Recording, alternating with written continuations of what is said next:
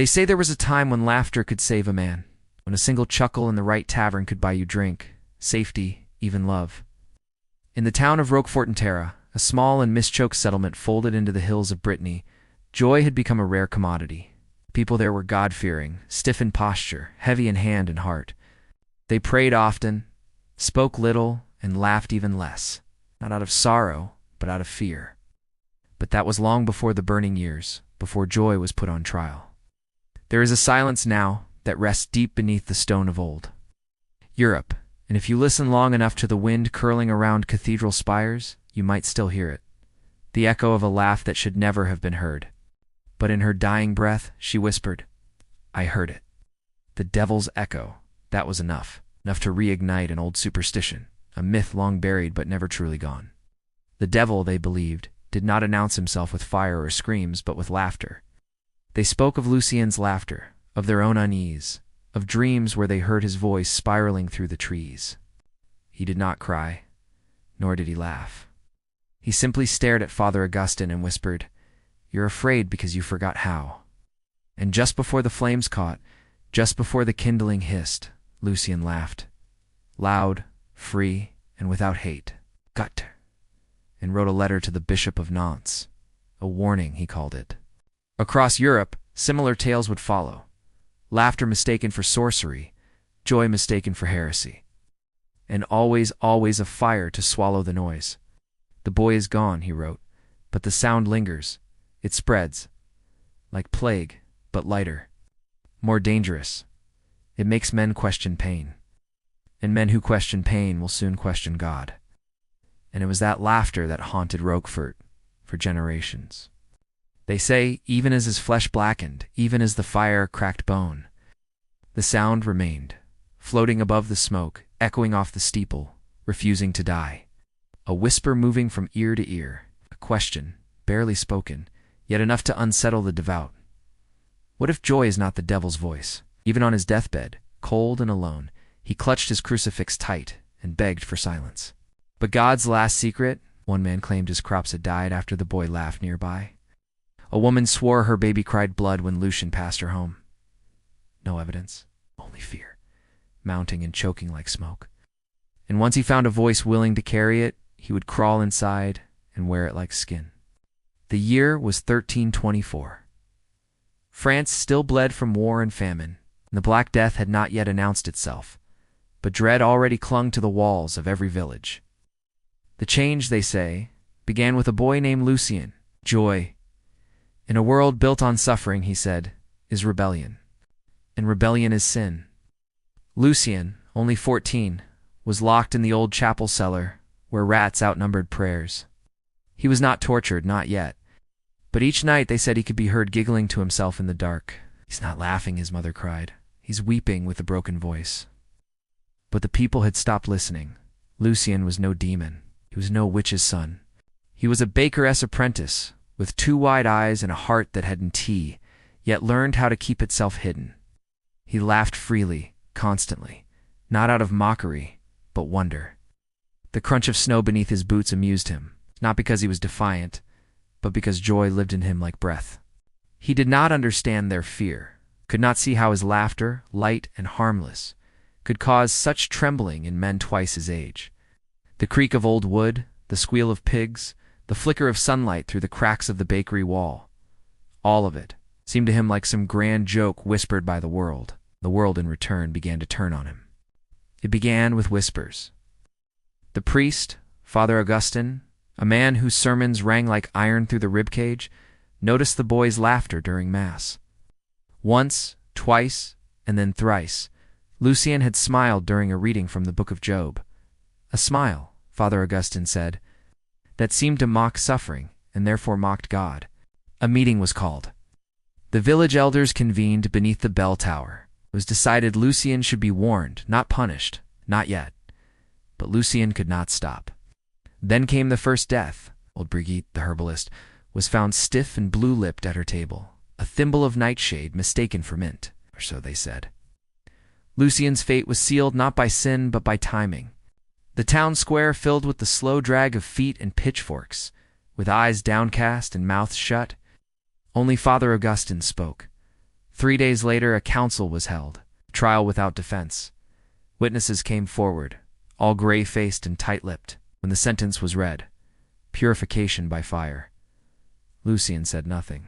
At dawn, they dragged him to the pyre. The wind was cold. The crows circled low. Father Augustine trembled that night. Alone in his chambers, he tore pages from his sermons, rewrote prayers. That letter would vanish into the archives, lost in dust and ink, but something had been set in motion. Lucien was the first. He would not be the last. But buried beneath the ash of Roquefort, beneath the stone where the pyre once stood, the roots of something darker had begun to twist. And that, perhaps, is why Father Augustine never smiled again. It would be easy to think Lucien's death was a madness isolated in time, a superstition of a backwoods village swallowed by fire and forgotten by history. In another age, he might have been a scientist, a philosopher, a healer. But in the year 1432, Madhouse was a danger. He had studied in secret, books from Moorish Spain, forbidden Roman scrolls, anatomy sketches bound in goatskin. Beneath the crumbling abbey of St. Erasmus, he was given 5 cells, 6 cots, and 17 patients. All women. All accused of inappropriate laughter. Some had chuckled during communion. One had laughed when her brother fell from scaffolding. Another, the youngest, simply smiled too much when spoken to. There was fear, you see, that if laughter could be explained, scientifically, even sympathetically, it could be forgiven. He even sewed the mouths of 2 women shut, not in cruelty, but in desperation. To silence the laughter, he wrote, is to calm the storm behind it. And forgiveness, in the wrong hands, is a form of rebellion. He had dissected corpses when the church forbade even touching the dead. What he found terrified him more than any devil. A pattern, but Europe does not forget. It buries layers and layers of silence, parchment, and stone. And sometimes, beneath those layers, something breathes. He was certain Madhouse had seen the same symptoms in trauma victims and children born in war zones, in women left to rot in stone cells. Her hair had been burned away, punishment for laughing at her arresting priest. Her eyes were bright, too bright, and she never stopped smiling. But it was not a human smile. It was something painted on from the inside. Madhouse approached her gently, trembling. "Where has your laughter gone?" he asked. Madhouse sat with her for hours, days. She spoke in riddles. She spoke in rhymes. They spoke of Lucien, of Brigitte, of the laughter that returned in dreams. Instead, they cut the corners of his mouth upward so he would always remember what he tried to silence. Madhouse did not defend himself. He only muttered, "You fear what you do not understand." And always, always, she giggled at the end of each sentence, as if in on a joke the world had forgotten. He called it le scène de Wahnsinn, the laughing madness. His hands were blackened, his eyes half blind from smoke. But worse than the wounds were the questions. Had he cured them? A note, a name, a drawing, until it became more than record. It became ritual, collection of the forbidden. The names of those who laughed, the places laughter had died, the theory that laughter was never ours to begin with, that it was borrowed, and one day it would be collected. Had he silenced the laughter, or unleashed something else entirely? Not even stone. The land was salted, declared cursed and forgotten. But sometimes, if you stand there long enough, just as dusk swallows the light, a sound might rise from beneath your feet, a whisper, a tickle, the beginning of a laugh that has no mouth to contain it. They do not laugh from joy, he wrote. They laugh from fear. Their joy is a shield, thin as lace. And when it tears, they drown.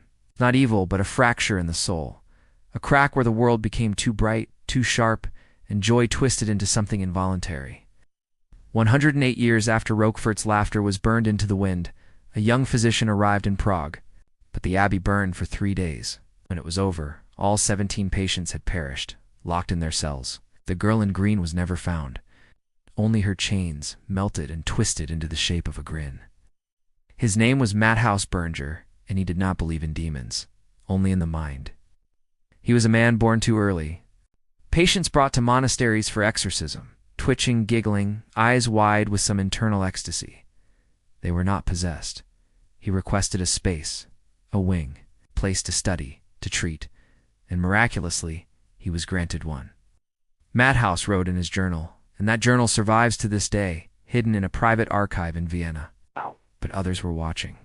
The church had not forgotten Lucien. And in Rome, certain eyes had begun to twitch at the word madness being spoken louder than sin. Still, Madhouse worked. Day and night, candlelight flickering against blood-slicked instruments. He tried everything. Cold baths, trepanation, prayer. Then came the girl in green. She had no name, or refused to give one. On the seventh day, she stopped. Her silence was unbearable. Even the other patients noticed. Pacing more, muttering less. She turned to him, face dead calm, and whispered, "I gave it back to him." That night the chapel above caught fire. They never found the source. Some blamed a candle, others blamed Madhouse. Madhouse survived. Barely. He was brought before a council, not of physicians, but of cardinals. They accused him not of malpractice, but of heresy through empathy, of attempting to humanize the devil's song. His sentence was lighter than Lucien's. They did not burn him. He died weeks later from fever, but his journal survived. It passed from monk to monk, physician to physician, across decades. And each time it was opened, something was added. Back in Prague, where the abbey once stood, nothing remains, they say. If you smile at that moment, it will smile back. In the year 1518, in the city of Strasbourg, laughter returned, but not as a gift, not as joy. It came back like a wound reopening, sudden, hot, and unstoppable. No one remembers the name of the first woman. Some claim she was a widow, others say a baker's wife.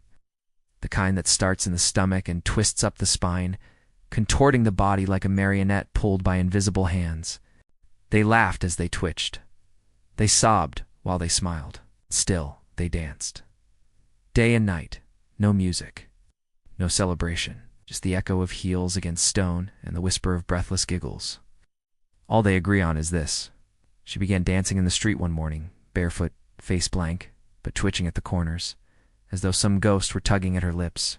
By nightfall, there were 15 more. By the end of the week, over 100. But it was not dance. It was something else entirely. Dressed in gray, eyes ringed with soot, carrying no weapons save for masks shaped like the frowning faces of Greek tragedy, others were said to be cured, though none were ever seen again.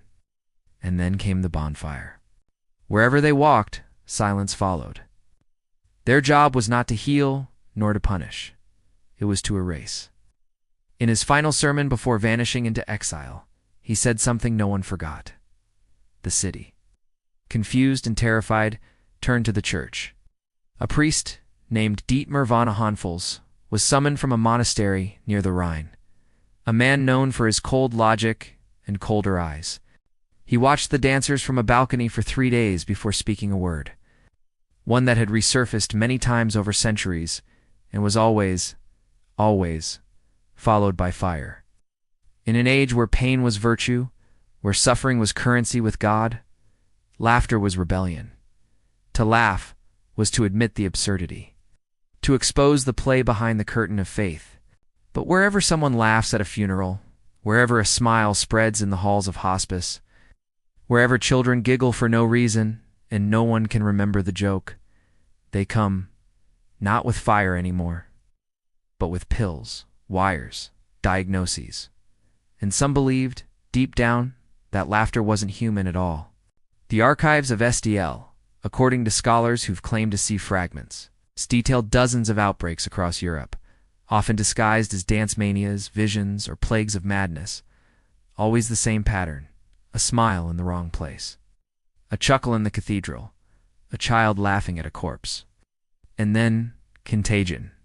He called it rhesus daemonium, the devil's laughter. Not metaphor, not symbol, but a force. Ancient, contagious. But in the margins of the Vatican's forbidden ledgers, in the blank pages sewn between papal bulls, there are symbols, a flame above a crescent mouth, a hand covering another hand's grin. And he wrote, to Rome, to a group known only by initials carved into wax seals. S.D.L. Sacri Domidores Ludentium.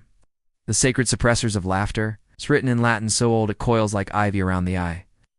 It tells of a man who, while meditating in silence, heard a single sound echo in his skull. A laugh not his own.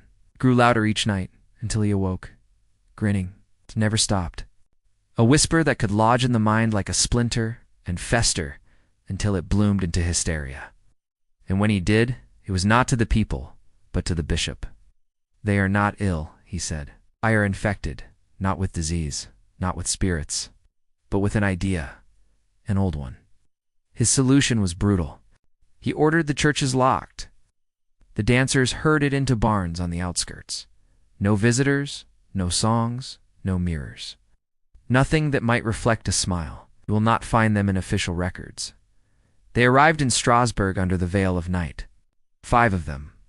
One by one the dancers were taken. Some vanished into the forests. It burned for 2 days, behind the cathedral. No bodies were shown. No names were spoken. But the laughter stopped, or seemed to. Dietmar, however, did not rejoice. "You think we have one? But laughter is patient. It waits in your children's mouths. It sleeps in dreams. It survives in silence." But Strasbourg was only one page in a much older book. What they feared was not laughter itself, but what it meant. You see, laughter breaks. It unravels. It loosens the seams of the world that it was borrowed. There is one document, unsigned, untranslated, buried in the underground library of Monte Cassino. A confession, it seems. He was burned, of course. But the ashes were said to twitch for 3 nights. The S.D.L still exists, or so it's whispered. It's hidden now behind other names. Clinical, bureaucratic. They call it involuntary affective response. But we know better. We've always known. In 1972, a man was admitted to Saint Antoine's psychiatric hospital on the outskirts of Marseille.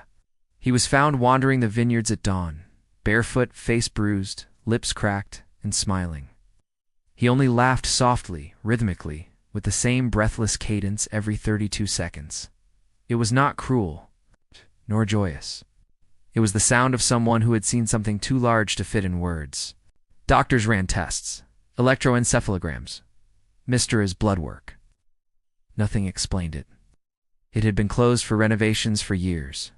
The walls were cracked, the air smelled of rot and incense. Beneath the altar, sealed behind a false panel, she found it. A book wrapped in oilcloth, brittle with age.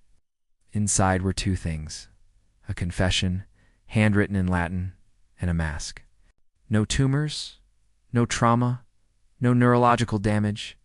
And yet, the laughter never ceased. Even during sleep, it leaked from his throat like a hymn hummed in reverse. She placed the mask, cold and bone-white, over his face.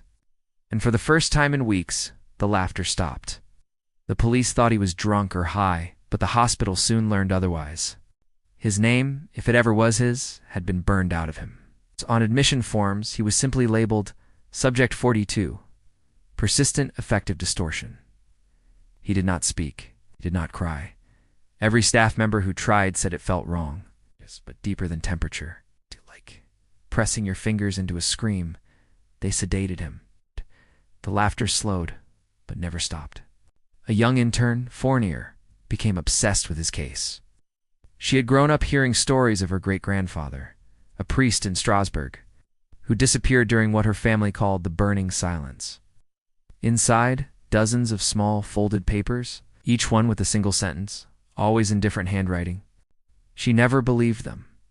Until now. She began to research. Dig through old Vatican records disguised as agricultural shipments. Found references to S.D.L. Found files that had no title, only a symbol, a mouth with no face. One night, she crept into the hospital chapel, from Lucien in Roquefort, to Madhouse in Prague, to Strasbourg's dancing plague, to Subject 42 in Marseille. A thread, long and invisible, binding centuries together, not with war or blood, but with something far stranger. The confession had no name, no date, but it began. I do not laugh. I only keep it for him.